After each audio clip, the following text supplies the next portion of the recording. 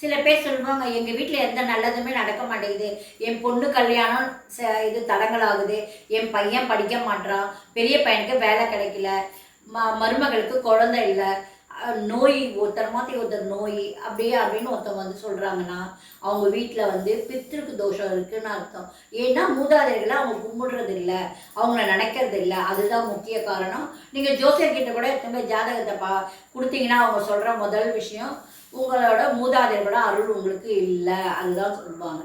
அதனால் நீங்கள் என்ன பண்ணுங்கள், ஒவ்வொரு அமாவாசையும் தவறாமல் மூதாதையர்களுக்கு உங்களால் முடிஞ்சது பூப்பழம் போட்டு ஒரு தீபாரதனை பண்ணுங்கள்.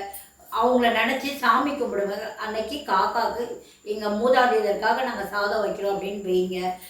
வீட்டுக்கிட்ட பசுமாடு வந்ததுன்னா பசுமாட்டுக்கு பச்சரிசி வெல்லம் கலந்து வைங்க. வாழைப்பழம் கொடுங்க, வாழைக்காய் கொடுங்க, கோதுமை தவிடு இருந்தால் கொடுங்க, இல்லை கோதுமாவில் வெல்லம் கலந்து கொடுங்க. இதெல்லாம் கொடுத்தீங்கன்னா பித்திருக்களோட ஆசீர்வாதம் நமக்கு கிடைக்கும்.